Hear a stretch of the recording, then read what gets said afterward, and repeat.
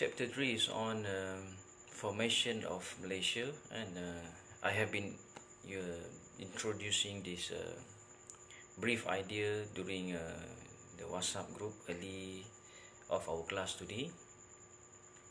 So let's discuss and look at it.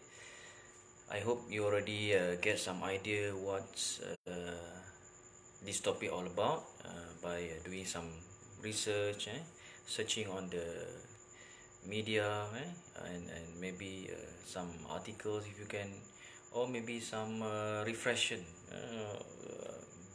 from your school time, because this is already been learned during your SPM level.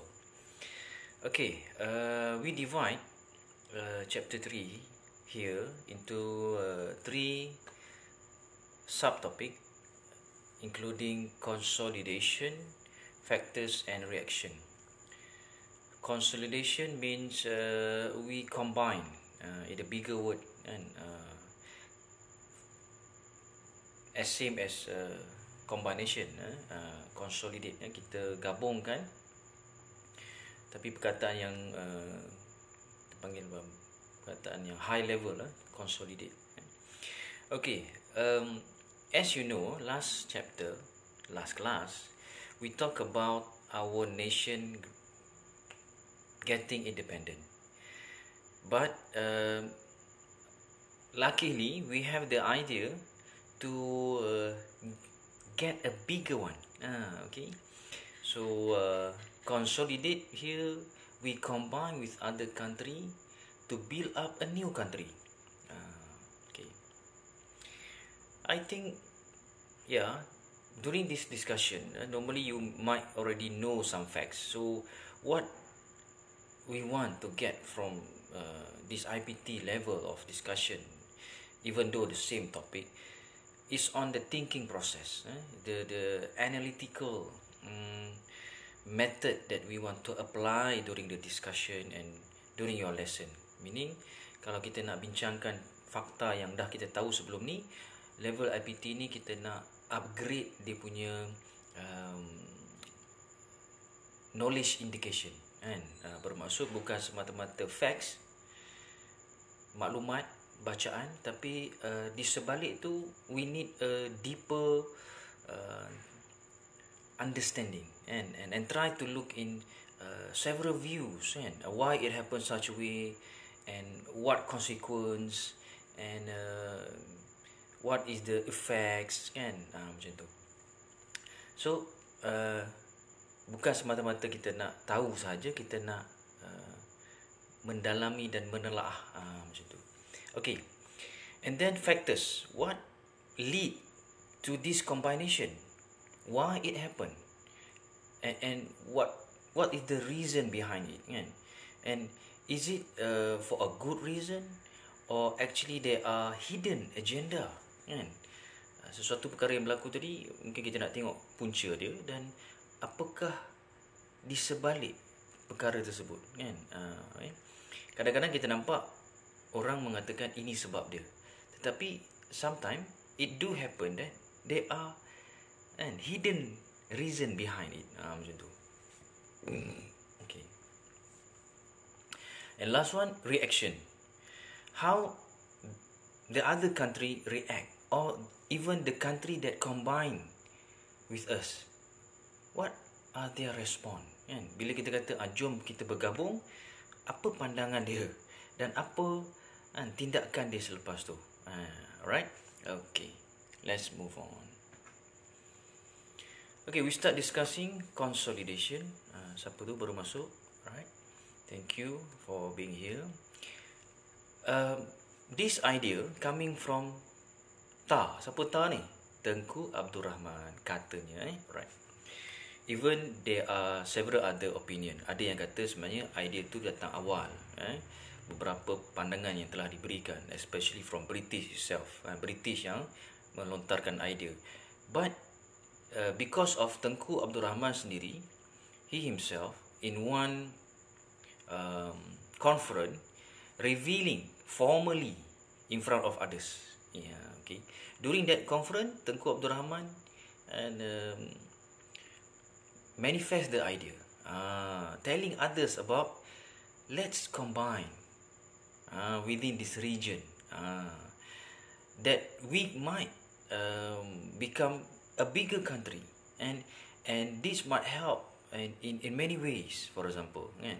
So idea telah dilontarkan oleh Tengku Abdul Rahman, which is our first Prime Minister after he won the election, and go for negotiation, granting the independence from British.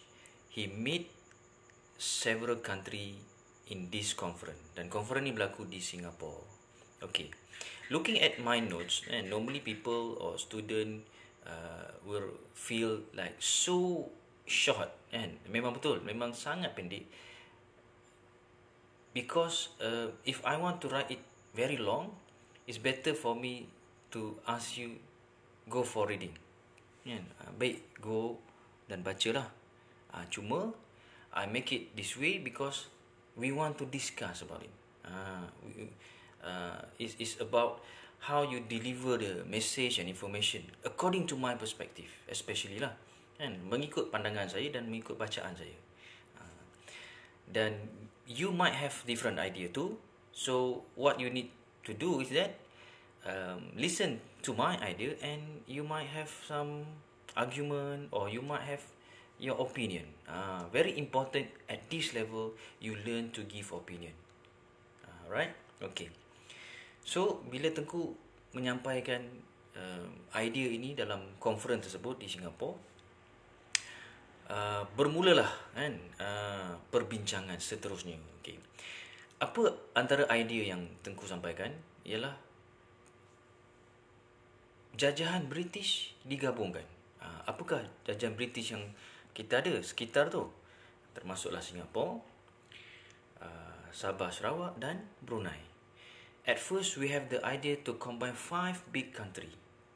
Kan? Kita nak combine dengan Singapura tadi, kita nak combine dengan Brunei, kita juga nak combine dengan Sabah dan Sarawak. Okay. Reason behind it, main one, yang paling utama ialah kerana ada ideology threat. Okay, ini boleh highlight ideology threat ni because here mean terdapat ancaman dari sudut pemikiran dan juga konsep yang sedang dibawa oleh satu pihak, yang sangat ditakuti idea ini kalau ia tersebar. If this idea separated, it might change the leadership and the nature of country. What is that idea? Idea apa ni? Maybe ramai boleh teka lah. Idea communism. Because after we grant the independence, after Japan retreat from Malaya, and British try to take over, they facing the threat of communist from the Chinese ideology. Okay, so what is communist? Hari ni pun masih lagi kita bincangkan perihal komunis, dan seolah-olah ditakutkan dengan idea kalau negara ini menjadi negara komunis, right? Macam negara China yang mengamalkan komunisme. Tapi pada peringkat awal, komunisme bukanlah idea orang Cina. Dia sebenarnya daripada negara Europe, kan? Datang daripada negara Europe. Kenapa berlaku idea ni? Ni kita nak bincangkan deeper and higher level of thinking and analyze. This idea because last time most of the country over there, Europe, are controlled by the highest leadership position. Then it keep on changing, and sometimes because of the corruption done by them. So come this idea that we want to stop this kind of leadership. We want to stop this kind of administration and management. We build up a new idea, and this is the best way, they say, how to run the country. Okay, ini contoh, sebagai contoh nak bagi faham apa tu komunis. So satu zaman negara ditadbir oleh kepimpinan mengikut kedudukan. So yang paling atas seperti raja, bangsawan yang menguasai negara. Tapi dalam jangka masa yang tertentu, berlakunya penyelewengan kuasa, sama ada oleh raja yang melakukan kezaliman ataupun bangsawan yang mula menindas golongan bawahan. So bangkit golongan bawahan yang bijak dan menentang golongan atasan dan membawa idea supaya semua rakyat menyokong idea dia, bersatu untuk menentang kezaliman dan penyelewengan tadi dengan cara kesamarataan. Sebab satu zaman mana-mana kepimpinan pun, yang atas akan kaya, yang bawah akan miskin. Yang atas akan dapat lebih, yang bawah kena kerja lebih. So idea komunis datang untuk menyamaratakan semua orang. Persoalan dia, is it good? Is it good to have an equal balance of living style? In one sense, it should be good. Sepatutnya nampak baguslah, sebab semua orang hidup sama rata. Contoh, kita kerja sama-sama, tak kiralah kita kerja engineer ke, lawyer ke, doktor ke, even in education field, we should have and get the same amount of salary. Is it good? Because we are contributing to the development of the country. Why the lawyer should get better than us? Why engineer get better than lawyer? Why doctor higher than engineer? So this is the question. Contoh, especially when you are inheriting the position of your family, and as if like you are so lucky to be born in that wealthy family with that kind of status, compared to us that need to follow you and do whatever that we can to survive, and sometimes we do live in very poor condition of living. Kadang-kadang kita terpaksa hidup dalam keadaan yang begitu susah kerana kita berada dalam golongan bawahan. Walaupun masih ada sekarang ni keadaan sebegitu, kita mewarisi apa yang keturunan kita berada. Macam tu. Okay, so idea komunis untuk menyamaratakan, as I mentioned before, in one sense it should be so good. Sepatutnya dia menjadi satu idea yang diperjuangkan oleh semua rakyat, termasuk rakyat kita sendiri. Tapi kenapa ada orang memburukkan idea komunis?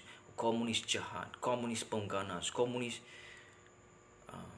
benci, menanamkan sifat-sifat yang negatif pada komunis. Okay, this is the thinking process. Kalau ia adalah satu idea yang sama rata, sepatutnya semua orang gembira. Tapi ada golongan yang akan sengsara disebabkan idea ni. Siapa dia? Golongan atasan lah. Golongan yang memang membawa kemewahan turun-temurun tadi. Sebab kalau disamaratakan, living style dia akan berubah, sebab dia akan jadi macam orang biasa. Apa harta yang dia ada akan dibahagi sama rata kepada semua orang.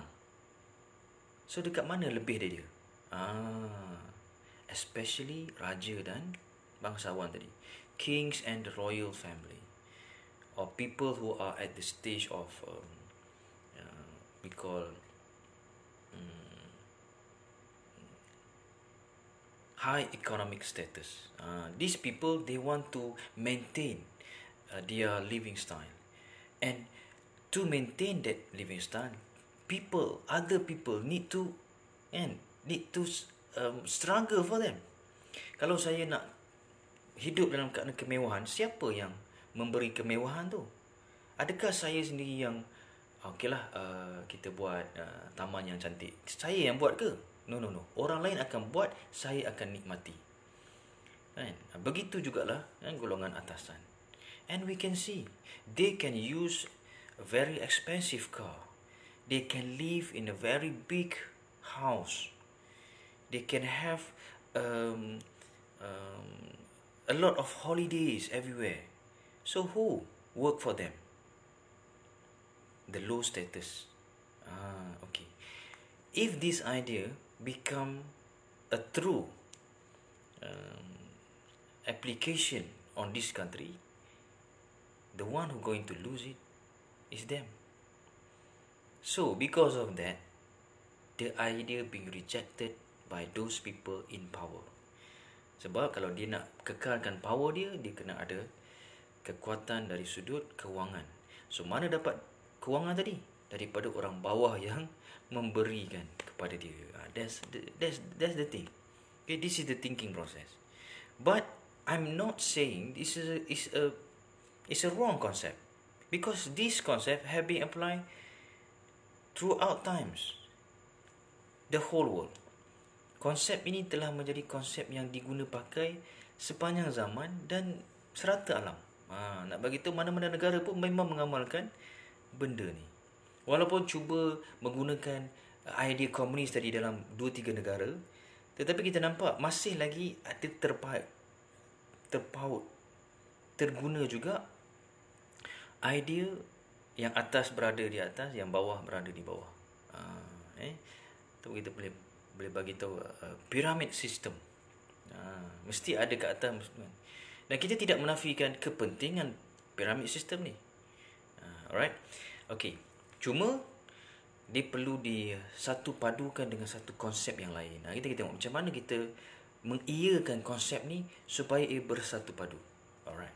Okay, panjang bab ni. That is why I just list down a very short point so that you can understand from my explanation. Hopefully lah. And if you have any response, you can write down in the comment section.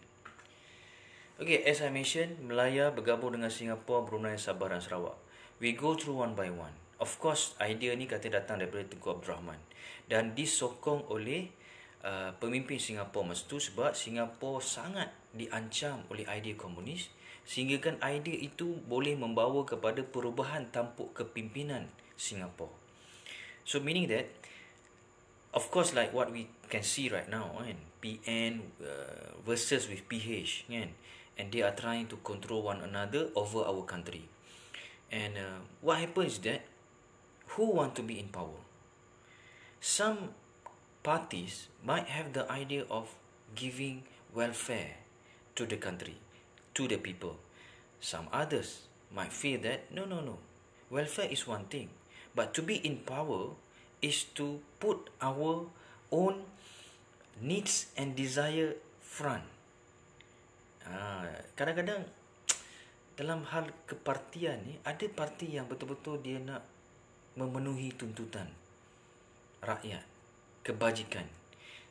Ada yang menggunakan agama dan juga ketuanan. Tetapi kita bimbang kalau ia hanyalah bersifat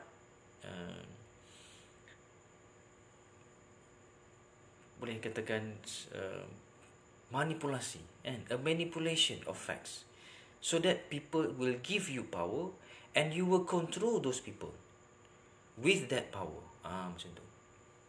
So macam kes Singapura ketika itu, pemimpin yang menerajui Singapura ditentang oleh kepimpinan yang menggunakan ideologi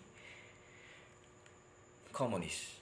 So dia bimbang dia kalah, kan, disebabkan ideologi komunis itu telah merebak di kalangan orang Cina sendiri. Sebab orang Cina ni sangat menentang lah konsep ketuanan. Dia lebih suka kesamarataan. So Singapore want help from Malaya, and if they get together, and the people can support over Singapore, because Malaya reject the idea of komunis. Kalau kita kata dia komunis, jahat, itu kadang-kadang menjadi persoalan. Adakah benar komunis itu jahat? Even sampai sekarang. Alright. Next, Brunei. Yes, we want to combine with Brunei. I think after we look into the facts, Brunei have sorry.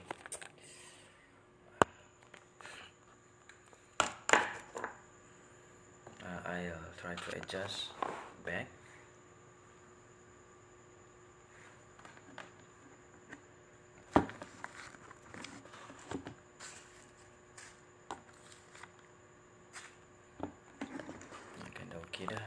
saya ni.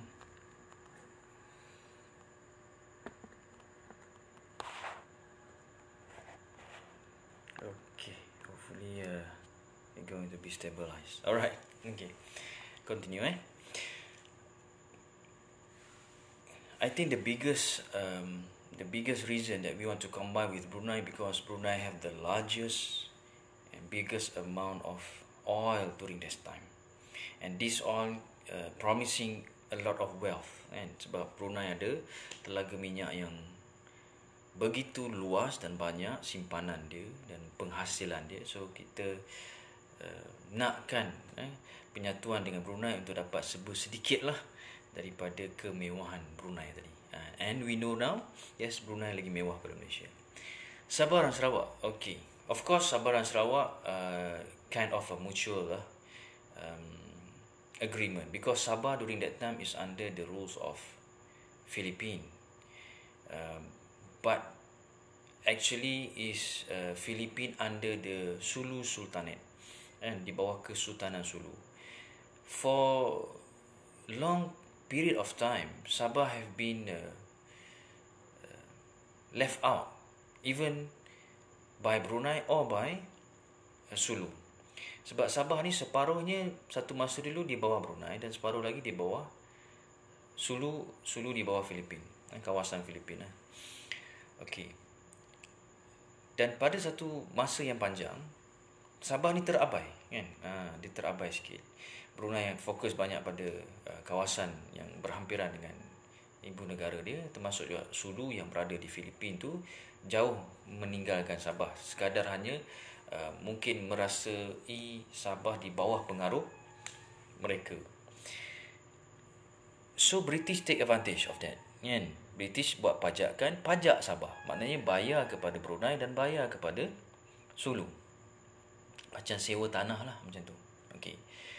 Dan setelah sekian lama menyewa tanah di Sabah, sampailah masa untuk dibebaskan Sabah.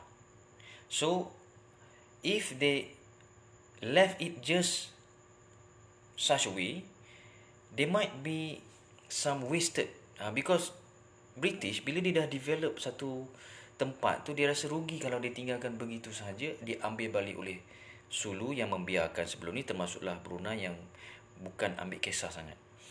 So dia bagi idea kepada orang Sabah, why not combine dengan Malaysia?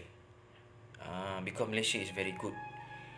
And Malaya masa tu under the ruling of British that agree to follow a part of the governance style of British. So bila kita dapat perjanjian dengan British untuk bagi kemerdekaan, kita akan lead the country through the style of British. Sebab itu perjanjian dia. So Sabah pun akan lead macam British punya style, sebab kita combine dengan Sabah tadi, di bawah kepimpinan dan pengaruh Malaya, macam tu. And then same goes to Sarawak lah.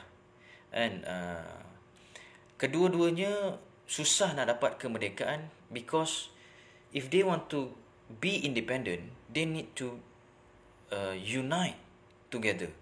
And what happened with these both country, because they have too many tribes, and most of the tribe are kind of separating from one another, and di antara suku-suku yang ada di Sabah dan Sarawak, Kadazan, Bajau, Murut, Dayak, Iban and so on ni, dia biasanya terpisah di antara satu sama lain. Kalau dibiarkan juga Sarawak, dia akan diambil oleh Indonesia. Sedangkan Indonesia dah begitu besar jajahan dia. Satu kehebatan Indonesia yang berkurun zamannya lah, kan? Satu bangsa Melayu yang begitu hebat, kan? Kita ni terpalit sikit, macam tu. Okey. So kalau kita macam tadilah, if British left it going to be under the ruling of Indonesia. Dan kita akan tengok nanti bagaimana reaksi kedua negara tersebut. Alright. So we give the idea to all of them, and we try to persuade them to join us. And let's look what happened after that. Okay. before we go to the reaction and effects of the idea, this is the things that we try to um, use for persuading them. Kan? Macam mana kita nak gunakan faktor dan juga sebab yang membolehkan mereka terpengaruh dengan kita. This is among of them. Communist influence. Yang pertama ialah kerana ada idea komunis, macam saya bagi tahu tadi. Dan ancaman itu, pengaruh itu dah mula meluas. Selain daripada Singapura, dia dah mula ke Sabah dan Sarawak, especially Sarawak, kan? Supaya Sarawak ni ditakbir lonely oleh komunisme. Okay. Tapi macam saya cakap, kan, orang-orang yang berbentuk bangsawan macam British, dia sangat menentang idea ni sebab antaranya ialah dia akan hilang penguasaan ke atas manusia tu, kan? Walaupun bukan dalam bentuk penghambaan atau penjajahan, tetapi kalau masih lagi menggunakan idea hari ini, orang lain akan bekerja untuk memberi manfaat kepada orang yang berada di atas. Macam bos lah, kan? Gaji bos mungkin 20,000, gaji pekerja mungkin 2-3,000. So macam mana bos ni boleh dapat lebih? Sebab dia hanya bagi sedikit kepada orang bawah. Sistem piramid. Tu maksud dia. Okey. Yang kedua, dia cuba pujuk dengan menggunakan idea kemerdekaan. If you join us, if Singapore, Sabah, Sarawak, and Brunei, you join us, British that control over you will let you go. We give you freedom and granted you with independence. So we become free. We can do whatever we want. Compared to when you are invaded with others and colonized by imperialism ni, you need to follow them. Padahal yang control over them is British. Tapi British dia bagi satu idea, kalau kita bagi kemerdekaan daripada gabungan negara baru ni, you boleh lebih bebas daripada ancaman penjajahan.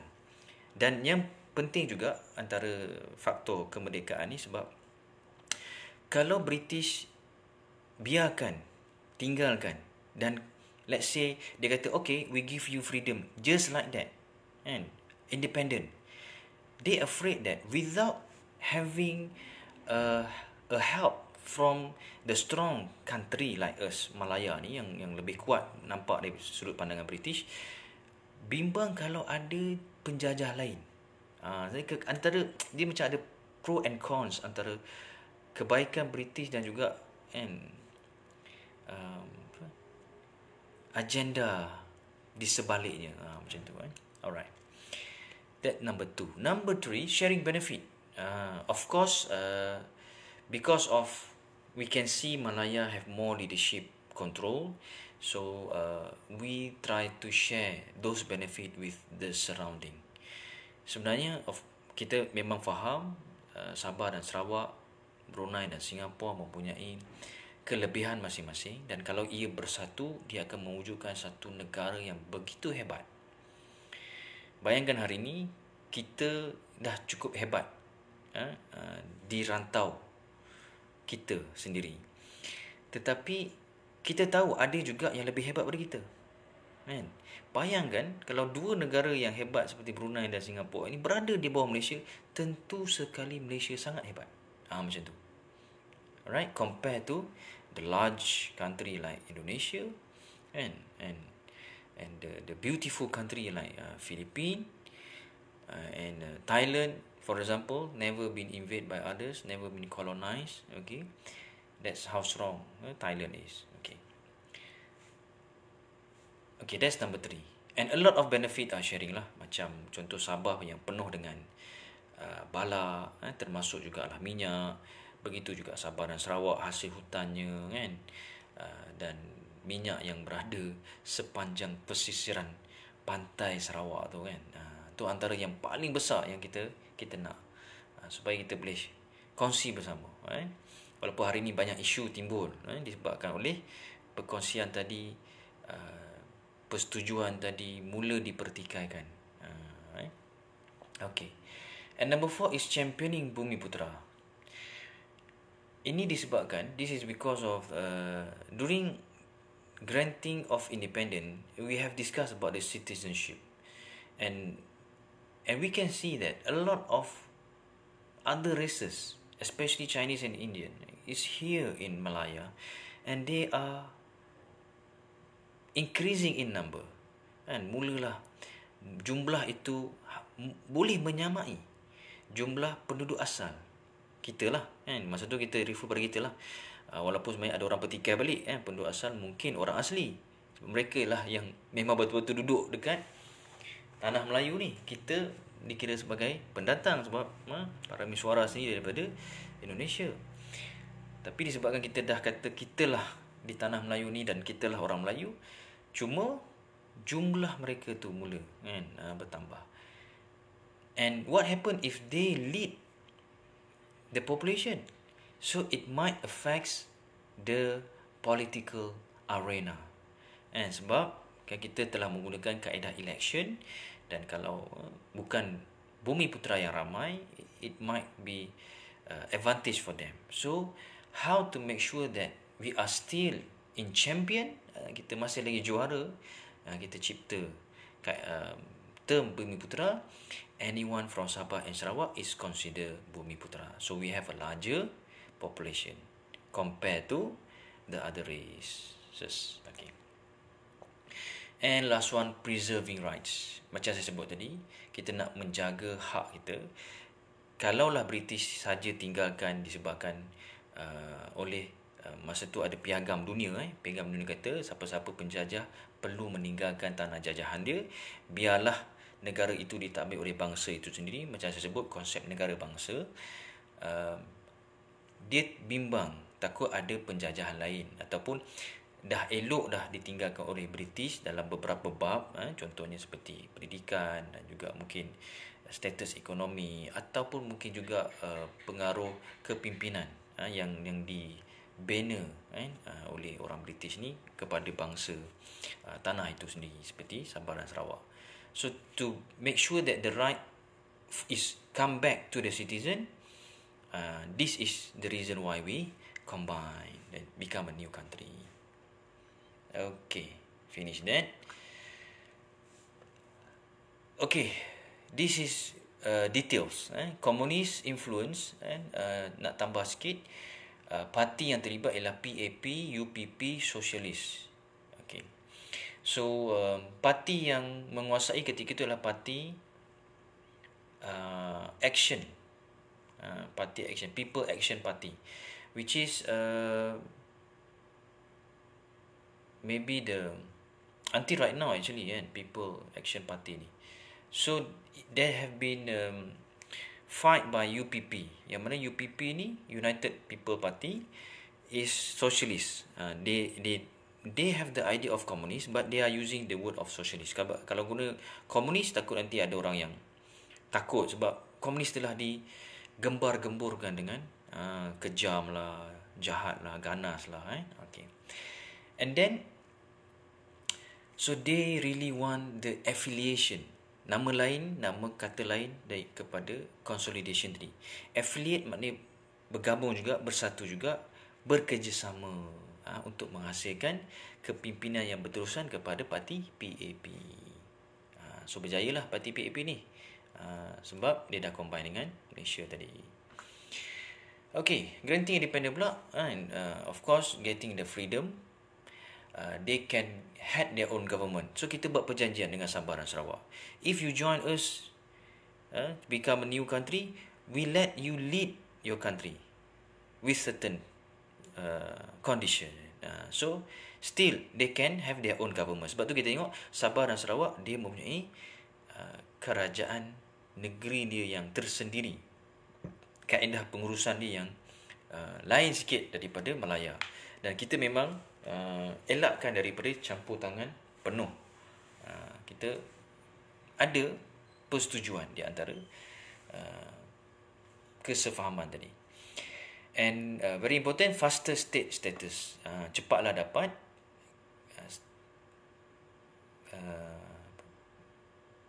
status kenegerian tadi, negeri sendiri, macam tu. Alright. Okay, this is only the facts lah. Okay, ni contoh benefit yang ada saya sebut tadi. So ni boleh go through one by one. Mutual trade, kita boleh berdagang sesama sendiri, kan? Contohlah, kalau kita ada barang yang bagus, kita jual kat jiran kita pun ada barang bagus jual kat kita. So kita sama-sama saling mendapat manfaat daripada penjualan tadi. So same goes here. We have a very good product, so we sell among each other inside our country. Masing-masing akan dapat manfaat perdagangan. Number 2, sharing economy, kan?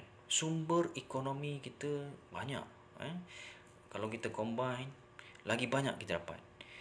Cuma mungkin hari ni kita pertikaikan kenapa ekonomi kita unstable, belum stabil, masih lagi naik dan turun kerana pengurusan.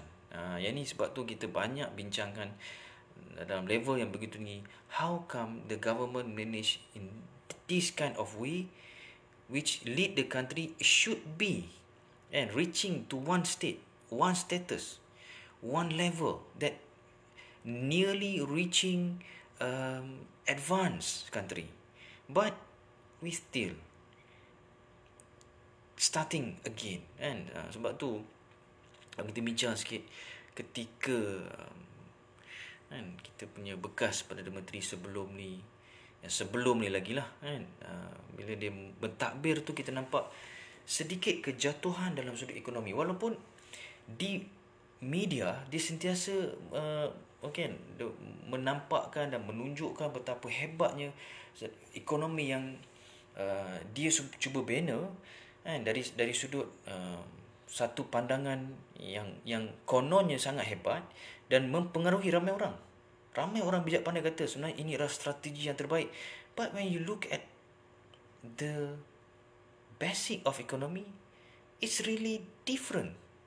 And even it's really worse. And macam turn upside down. So this is what happened. Sebab tu bila kita tengok dan kita kata salah ni, pengurusan ni, nampak macam naik, tapi sebenarnya bila tengok secara general dan asasnya sedang menurun. Walhal kita mempunyai apa tadi? Economic resources. Macam tu. Dan kita bimbang sebab ada tadilah corruption, kan? Adanya bribery, kan? Rasuah, penyelewengan. That's the concern part. So that is why we try to change. And suddenly something else happen lah. But of course, everything for a reason. Okay, continuing that is rich territories. Kita nak menambah keluasan kawasan pengaruh kita, kan? Termasuklah bila kita dapat menambah kawasan pengaruh tadi, kita dapat juga kawasan-kawasan yang begitu berbaloi.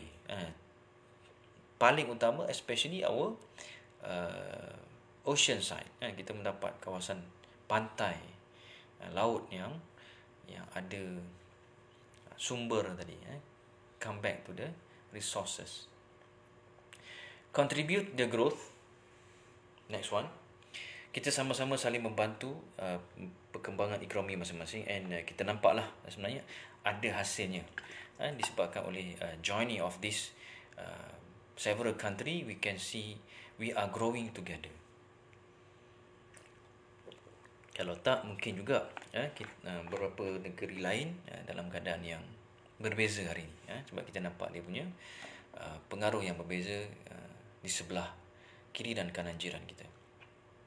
Raw material, of course, kita mempunyai sumber alam, sekali lagi lah, material yang bahan mentah yang cukup diperlukan dan sangat berkualiti. Ini suatu yang kita rasa sangat takjub dan kagum sebenarnya bila tanah Melayu ini diberi, seperti yang saya sebut sebelum ni, keberkatan.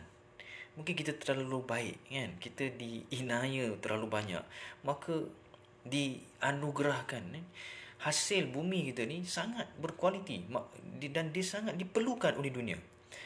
Katalah mudah macam hari ni kita ada petroleum. Petroleum kita memang level yang begitu berkualiti. Dan kita menjual pada negara lain yang grade A punya. So sebenarnya kita sangat kaya dengan sumber bahan mentah tadi. Dan lastly, tremendous. Oh yes, kita punyai keluasan telaga minyak kan yang begitu banyak kan. Walaupun sebenarnya pernah kita buat kajian, mungkin sumber ini akan kehabisan satu hari, tapi kalau digali dan dicari, kita mungkin akan jumpa yang baru. Alright. Okay, that's for sharing benefit. Next, we have championing Bumi Putra. Saya dah bagi tadi. Cuma boleh tambah kat sini ialah native treatment. Kita nak bagi layanan yang terbaik kepada orang tempatan, tempatan yang Melayu, dan kita nak orang asing faham keadaan ini dan mereka menerima kenyataan yang kita ada special position. Dan mereka sangat faham. Ini di bawah social contract Melayu, Cina dan India. They need to understand that. That is why, and even though it might have some prediction, because the government have been changed from PH to PN, and we might have the riots again. Mungkin berlaku rusuhan semula, tetapi sebabkan kefahaman bangsa lain terhadap ketuanan Melayu, maka mereka menyimpan hasrat daripada menunjukkan demonstrasi ataupun perasaan. Okay, alright. So they just follow us. Kita je lah yang sedang berebut kuasa tahta tu. Okay, antara rights yang kita nak ialah kita nak pastikan supaya semua penduduk mendapat haknya dan terus memenangi jumlah populasi penduduk, dan kita mengharapkan majoriti Melayu lebih besar daripada kaum yang lain. Alright, continue. Reaction, kita dapat tindak balas daripada Sabah dan Sarawak kan. Ini antara parti yang terlibat. Ungko Usno Pasok di Sabah, Sup Panas Snap berjasa di Sarawak. Okay, some of them agree to us, some of them might have disagreement or might oppose us. Ada yang menentang juga Okay. Tapi kita berjaya mendapat sokongan lebih daripada tentangan yang sedikit kurang. So akhirnya Sabah join kita, Sarawak pun setuju untuk join kita. Okey, berbeza sikit dengan Singapura dan Brunei, sebab pada peringkat awal Singapura setuju join kita, tetapi Brunei telah mendapat sedikit suntikan daripada M Azhari ni. Sultan Brunei setuju peringkat awal, tapi bila M Azhari membawa satu pandangan yang baik kita takbir negara sendiri. So ketika itu kita nampak Sultan Brunei mula terpengaruh dengan idea tersebut. Sebab kata Azhari tadi, ini adalah bentuk penjajahan baru. Yalah, sepatutnya mereka bebas daripada penjajah, tapi tiba-tiba kena follow pula satu negara lain. Seolah-olah macam terikat lagi di bawah pentadbiran pusat di tanah Melayu. Okey, so apa yang berlaku? Singapura setuju untuk menyertai negara baru Malaysia, tetapi Brunei memberikan syarat yang begitu ketat. Maksudnya dia bukanlah tolak secara terangan, tapi dia secara halus.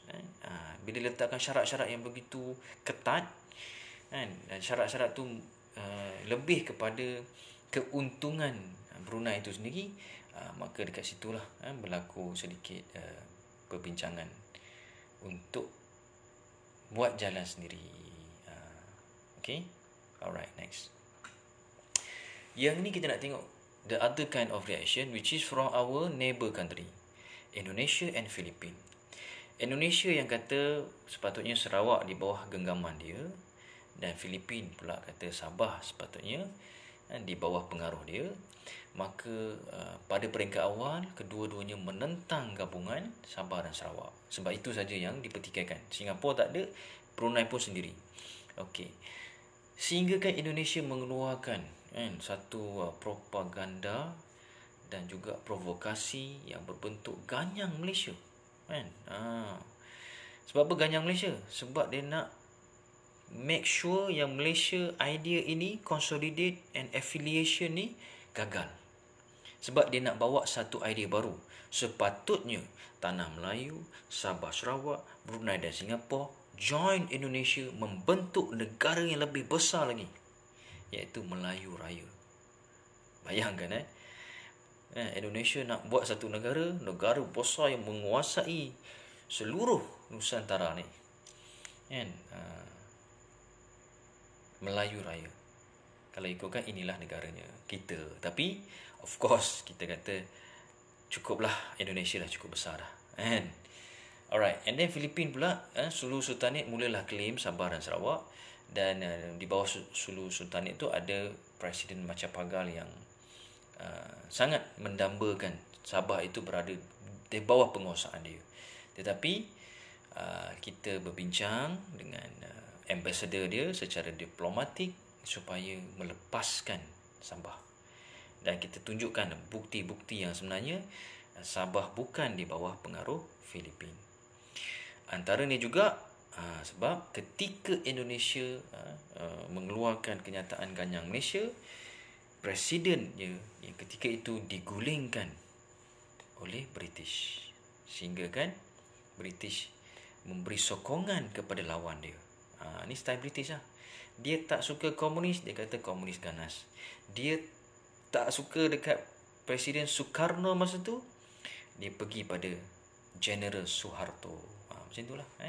So, kes yang sama kalau ia berlaku di Filipin, mungkin Presiden Macapagal akan hilang kuasa dia. Ambassador pelan-pelan slow talk, let it go. Macam itulah. Okey, sikit lagi nak habis dah. Proses pembentukan Malaysia akhirnya berlaku. Akhirnya dia MSCC tolong buat assignment, cari apa maksud dia dan apa details dia. Cobalt Commission, ingat balik, untuk membentuk negara baru kita memerlukan perlembagaan. Perlembagaan perlu dibuat oleh Suruhanjaya. Kalau hari itu Suruhanjaya Road Raid, sekarang kita ada Cobalt Commission. IGC itu apa dan referendum itu apa? Boleh untuk sejam yang seterusnya nanti. Ada masa lagi kan? Almost 10 minit lagi kita stop lah. Okay, ada tambahan? Alright, finish.